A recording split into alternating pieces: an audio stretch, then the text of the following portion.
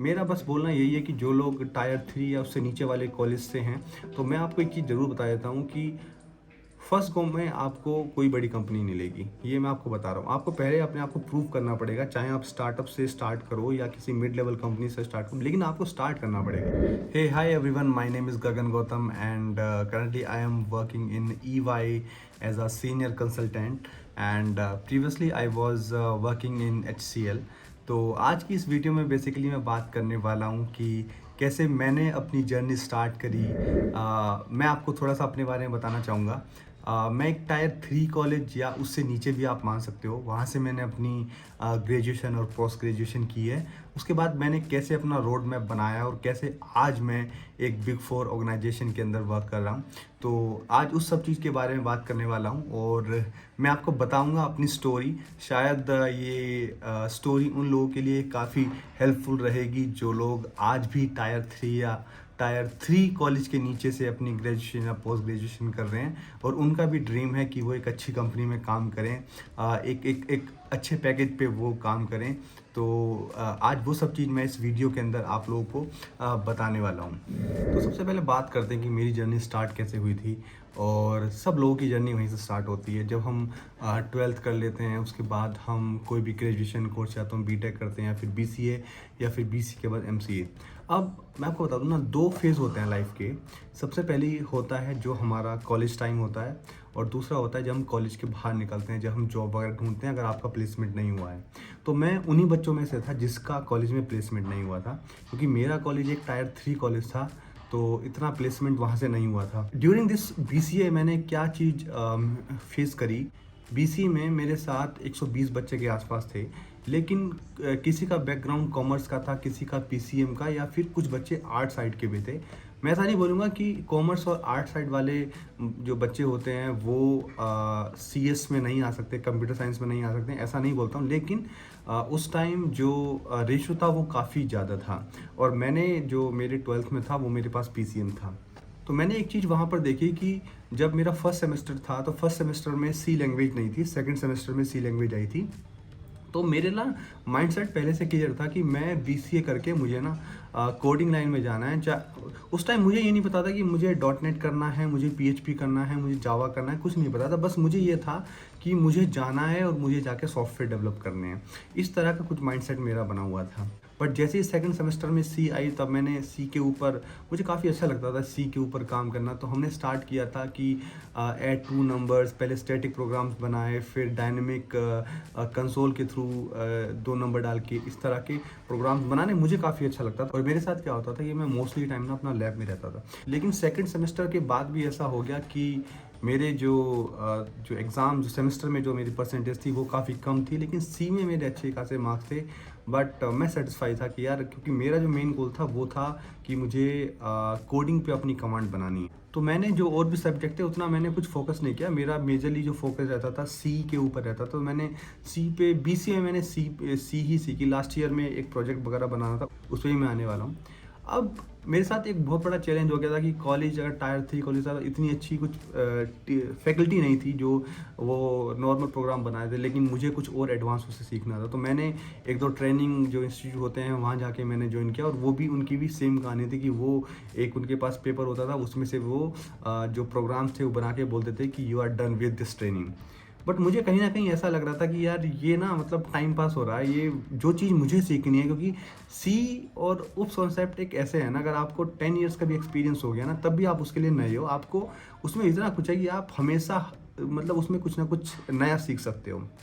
तो मैंने फिर क्या करा कि मैंने जो मेरे सीनियर्स थे जो ऑलरेडी आईटी इंडस्ट्री में थे और कॉर्पोरेट में काम कर रहे थे, फिर मैंने उनको कनेक्ट करना स्टार्ट किया और मैंने उनसे रिक्वेस्ट करी कि मुझे अगर आप एक सी की ट्रेनिंग अगर दे सकते हो। ऑल्दो मैं पहले मैंने सब बेसिक अपने कॉन्सेप्ट क्लियर कर लिए थे, लेकिन मुझे एडवांस ट्रेनिंग चाहिए थी। तो एक मेरे फ्रेंड थे, उनके हेल्प से मेरे को उनके फ्रेंड मिले थे। तो उन्होंने मुझे एक महीने के आसपास सी सिखाए थे, जिसमें मैंने सी के अंदर बहुत कुछ सीखा। जैसे पहले उस टाइम, अब तो बहुत कुछ नया हो गया, लेकिन जैसे पहले कंसोल ब्लैक होता था, कंसोल को कैसे आप कलर कर सकते हो, बहुत सी चीज़ें उसमें नई नई चीज़ें सीखी। तो मेरा उससे ना कॉन्फिडेंस बहुत ज़्यादा बिल्डअप हो गया। और अब फिफ्थ सेमेस्टर में मेरे लिए चैलेंज आ गया था कि मैं किस चीज़ में अपना स्पेशलाइजेशन करूं, या आइदर डॉट नेट के साथ जावा या पीएचपी।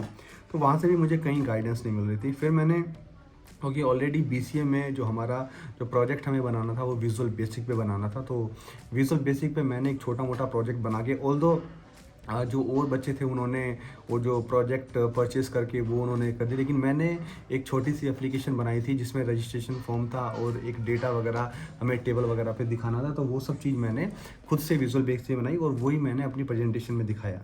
तो वहाँ से मेरा एक पाथ ना क्लियर हो गया था कि मैंने सोच लिया था कि अगर मैं विजुअल बेसिक, लाइक उस टाइम विजुअल बेसिक भी माइक्रोसॉफ्ट के अंडर आता था और उसमें ही एप्लीकेशन डेवलप होती, तो मैंने सोचा था कि अब मुझे डॉट नेट के साथ जाना है और मैं डॉट नेट में ही अपना आगे कैरियर बनाऊंगा।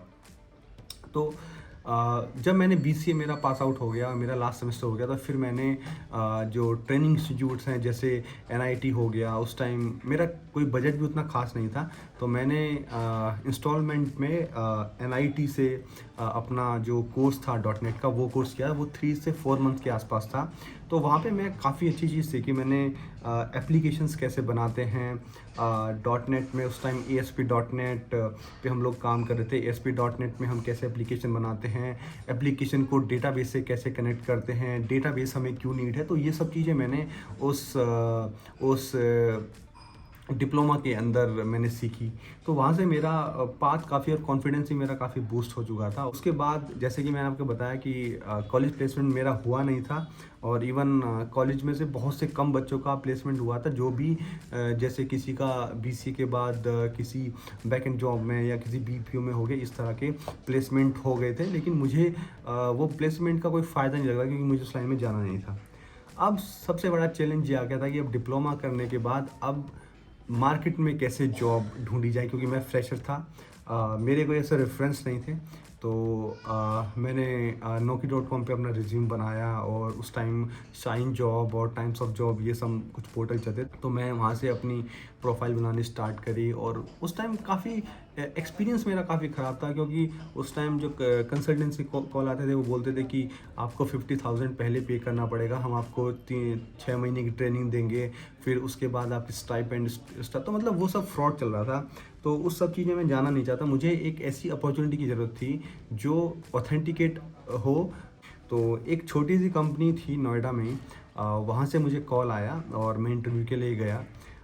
तो जो मेरा इंटरव्यू हुआ उसके बाद उन्होंने मुझे बोला कि लाइक लाइक हम आपको 5,000 पे करेंगे, और फिर 6 मंथ के बाद एज़ पर द परफॉर्मेंस वो इंक्रीमेंट कर देंगे। तो मैं उस टाइम काफ़ी खुश था, क्योंकि मेरे लिए वो 5,000 का ज़्यादा मतलब वैल्यू नहीं था। मेरे लिए ये था कि मुझे एक नई अपॉर्चुनिटी मिल गई है और अब मैं I can prove my self.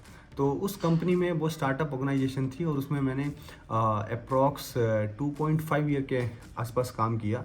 तो वहाँ से मैंने सीखा कि जो प्रोजेक्ट्स पे कैसे काम करते हैं, लाइव प्रोजेक्ट्स पे किस तरह हमको काम किया जाता है। मतलब जब मैं गया था उन्होंने डायरेक्टली मुझे डेवलपमेंट प्रोजेक्ट में डाल दिया था, बट वहाँ से मैंने बहुत कुछ चीज़ सीखे कि सीक्वल डेटाबेस को आप एप्लीकेशन से कैसे कनेक्ट करते हो।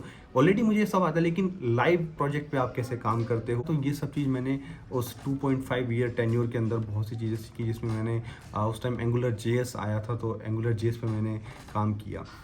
और 2.5 ईयर के बाद उन्होंने मेरा इंक्रीमेंट किया। फिर मुझे लगने लगा कि अब मुझे कोई नई अपॉर्चुनिटी, क्योंकि फाइनेंशियली भी मुझे थोड़ा सा ग्रो करना था, तो मैंने फिर उसके बाद एक स्विच मार दिया। फिर मैंने दोबारा से एक मिड लेवल कंपनी थी नोएडा में, फिर मैंने उसमें स्विच किया। और वहाँ मुझे काफ़ी अच्छा पैकेज मिला। मतलब 5,000 के अगर कंपेयर में आप देखोगे तो काफ़ी अच्छा पैकेज था। उसके बाद वो एक प्रोडक्ट बेस्ड कंपनी थी, वहाँ पर भी मैंने जावास्क्रिप्ट के बारे में बहुत कुछ सीखा, क्योंकि जो प्रोजेक्ट थे बेसिकली MVC पे प्रोजेक्ट थे, और jQuery और जावास्क्रिप्ट काफ़ी अच्छे लेवल की यूज़ कर रखी, तो वो भी मैंने काफ़ी चीज़ें वहाँ पर सीखी।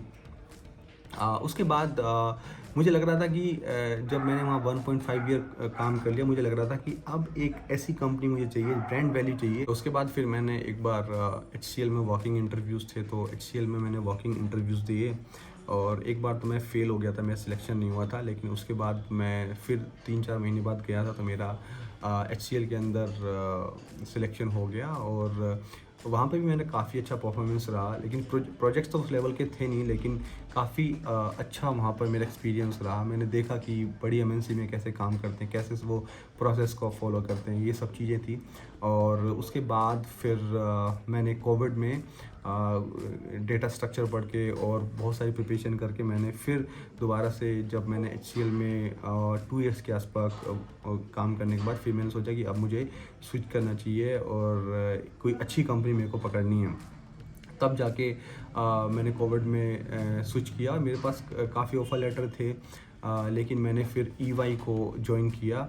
और क्योंकि बिग फोर में आती है तो इसका इंटरव्यू प्रोसेस था, वो भी काफ़ी टफ था। तो आगे वाली वीडियो में आपको बता दूंगा कि ईवाई का जो इंटरव्यू प्रोसेस है वो कैसा रहता है। एक चीज़ मुझे काफ़ी अच्छी लगती है ईएनवाई की, कि यहाँ पे मेरी पेरेंट कंपनी भले ही ईएनवाई है, लेकिन मैं जो वर्क कर रहा हूँ वो मैं एक प्रोडक्ट बेस्ड क्लाइंट के लिए वर्क कर रहा हूँ। तो यहाँ मुझे एक वो इन्वायरमेंट मिल रहा है जो कोई प्रोडक्ट बेस्ड कंपनी में काम करने के बाद किसी को मिलता है। तो वो मैं क्लाइंट का नाम यहाँ पर रिवील नहीं कर सकता हूँ, बट क्लाइंट का नाम काफ़ी बड़ा क्लाइंट है, काफ़ी बड़ी प्रोडक्ट बेस्ड कंपनी में उसका नाम आता है।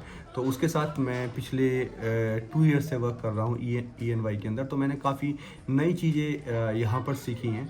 तो इस तरह का कुछ था, इस तरह की कुछ जर्नी थी। तो मेरा बस बोलना यही है कि जो लोग टायर 3 या उससे नीचे वाले कॉलेज से हैं, तो मैं आपको एक चीज़ ज़रूर बता देता हूँ कि फर्स्ट गो में आपको कोई बड़ी कंपनी नहीं लेगी, ये मैं आपको बता रहा हूँ। आपको पहले अपने आप को प्रूव करना पड़ेगा, चाहे आप स्टार्टअप से स्टार्ट करो या किसी मिड लेवल कंपनी से स्टार्ट करो, लेकिन आपको स्टार्ट करना। जब आप स्टार्ट कर लोगे, जब आपको 3-4 साल का एक्सपीरियंस हो जाएगा, तब वो कंपनी आपको कंसीडर कर सकती हैं, तब आपका इंटरव्यू अलाइन कर सकती हैं, और तब भी आपको अपने आप को प्रूव करना पड़ेगा। क्योंकि टायर 3 और जो टायर 3 से नीचे वाले कॉलेज हैं, उनका मतलब इस तरह ही ग्रो होती है। अगर आपको लगता है कि आप डायरेक्टली गूगल में चले जाओ, अमेजोन में चले जाओ, ऐसा हो सकता है, लेकिन बहुत कम चांसेस होते हैं। तो इस तरह की मेरी जर्नी थी। मैंने कहाँ से स्टार्टअप से स्टार्ट की, जैसे मैंने आपको बताया कि 5,000 से मैंने स्टार्ट किया था, और आज के टाइम में मेरा package as per the company standard काफ़ी अच्छा है। तो इस तरह की जर्नी मेरी रही है, लेकिन आज के टाइम में भी मैं कुछ ना कुछ नया लर्न करता रहता हूँ। नई नई जो भी टेक्नोलॉजी आती है उनको लर्न करता रहता हूँ। तो वो हमको करना ही पड़ता है, उसके अलावा हमारे पास कोई भी ऑप्शन नहीं है। तो इस तरह का पाथ आप बना सकते हो। अगर आप टायर 3 या उससे नीचे वाले कॉलेज से आपने अपनी ग्रेजुएशन या पोस्ट ग्रेजुएशन करी है, तो आप सबसे पहले अपना जो सी है या फिर C++ है, इन चीज़ों पे फोकस करो। और उसके बाद आप देखो कि आपको जावा करनी है, डॉटनेट करनी है, PHP करनी है या पाइथन करनी है। एज़ पर योर इंटरेस्ट आप देख सकते हो और उसी में अपना स्पेशलाइजेशन करो। एटलीस्ट अगर आपका टायर 3 या टायर 3 से नीचे वाले कॉलेज, तो एटलीस्ट आप एक डिप्लोमा कर लो, वो भी किसी अच्छे इंस्टीट्यूट से। तो इतना कुछ तो आपको करना पड़ेगा, जिससे कि आपके पास ना एक प्रैक्टिकल नॉलेज हो जाए। जब भी आप इंटरव्यू के लिए जाओ, तो आपके पास क्वेश्चंस के आंसर हो। जब तक आप प्रोजेक्ट पे काम नहीं करोगे, तब तक आपको वो क्वेश्चंस के आप आंसर करेक्ट वे में नहीं दे सकते हो। तो उसके लिए आप कर सकते हो, जब भी आपकी ग्रेजुएशन या पोस्ट ग्रेजुएशन ख़त्म होने जा रही है, आप लास्ट सेमेस्टर में या सेकंड लास्ट सेमेस्टर में आप किसी डिप्लोमा की तैयारी कर सकते हो, किसी अच्छे इंस्टीट्यूट से कर सकते हो, सो दैट आपके पास एक अच्छा एक्सपीरियंस हो जाए और आप इंटरव्यू इजीली क्रैक कर सको। बट कभी आपको ये नहीं देखना है कि यार वो छोटी कंपनी है। मैं आपको बता दूं, स्टार्टअप जो होती है ना, वो आपको बहुत कुछ सिखाती हैं, बहुत कुछ सिखाती हैं। वो आपको सिखाती है कि आप एक एप्लीकेशन कैसे, कोर एप्लीकेशन कैसे डेवलप होती है, क्योंकि वहाँ पर ना आपको सब काम करना होता है। अगर आपके अंदर पोटेंशियल है ना, तो आपको सारा काम करना पड़ेगा, और वो एक लर्निंग फेज रहता है। अब लेट्स से कुछ लोग ऐसे होते हैं जो बड़ी एमएनसी में जाके बैठ जाते हैं और सपोर्ट प्रोजेक्ट उनको मिल जाता है, तो उनको लिए कुछ लर्निंग नहीं रहती है। उनको तो बस कोई डिफेक्ट अगर आ गया है, तो उनको इस तरह का सपोर्ट वर्क रहता है कि ये डिफेक्ट है तो ये कैसे रिजोल्व हो, उनको रिजोल्व भी नहीं करना होता है। तो इस तरह की चीज़ है। तो अगर आपको कोई स्टार्टअप में कोई ऑप्शन मिल रहा है, तो ये आप काफ़ी अच्छी अपॉर्चुनिटी समझ सकते हो अपने लिए। इस तरह का कुछ एक्सपीरियंस था जो मैंने आप लोगों के साथ शेयर किया, और आगे भी मैं इस तरह की कुछ वीडियोस बनाता रहूँगा।